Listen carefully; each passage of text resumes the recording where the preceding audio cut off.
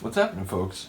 Back with another reaction, back with some more video game music, and we're back with a tune from Donkey Kong Country 2, Diddy's Quest, or Diddy Kong's Quest. The first two are the ones I played. I did look it up after I reacted to the other one. There was definitely a third game, but I never played that. So the first two are the ones that I remember, and I think the music is fantastic to both. Shout out to David Wise, the composer from both games, and I remember when I did the first one, I sort of looked around online afterward, and what I saw is an interview with David Wise, and he was talking about his influences, and he was saying a lot of the synthesizer based music that was coming out in the 80s, and then he mentioned the game producer for the Mario and Zelda games, who I'm so sorry, it's blanking on me. I think it starts with a K, his surname.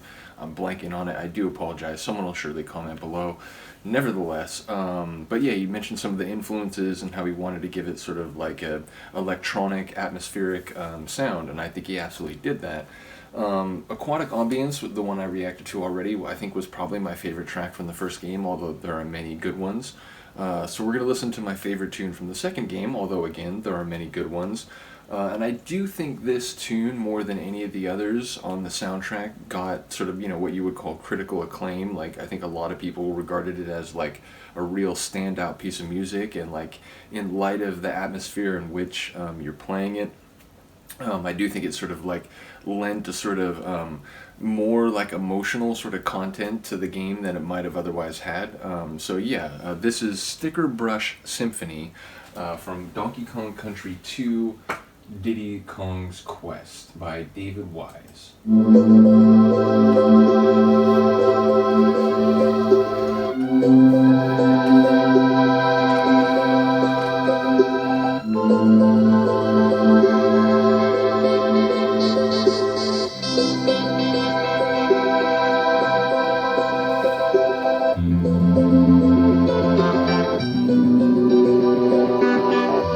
That bass is really nice. Electric, acidy.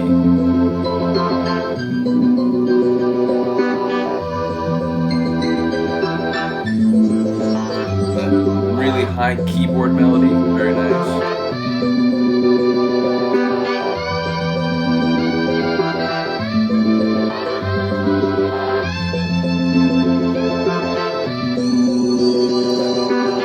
Great melodic line, and then that quick call and response with that higher reply.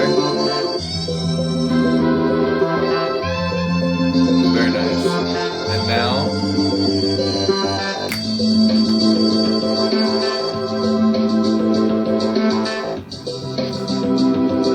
the bass is just alive. And wait for that keyboard melody to come back more glorious than the first time.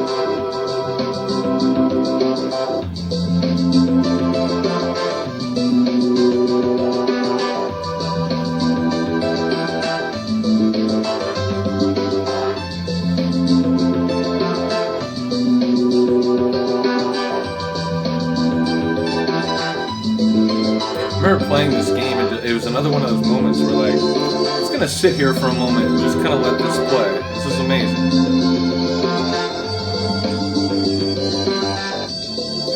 So this tune, taken from the soundtrack way back in the day, it loops for 7 minutes. So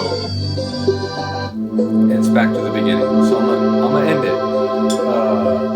But yeah, these old school game soundtracks, they were essentially loops, and so you just get to a point where if you hadn't cleared the stage or whatever, it just loops it over very seamlessly. I really do love that one. Definitely my favorite tune of the second game, even though again there are many good tunes.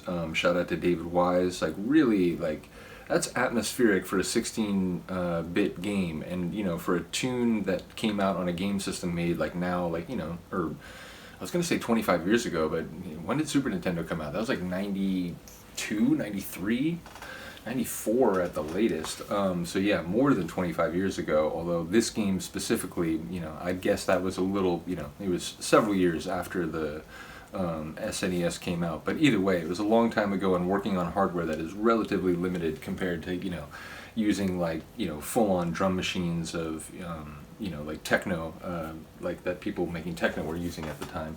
Nevertheless, I really do enjoy that one. Let me know what you think. Let me know if there's another tune from this game that you like, or just another video game tune that you'd like to hear reacted to. There have been a couple people already who've said, hey, this is pretty cool, and you should definitely do more of these. So I'm enjoying that there's been a bit of a positive interaction. So cheers to those who've commented.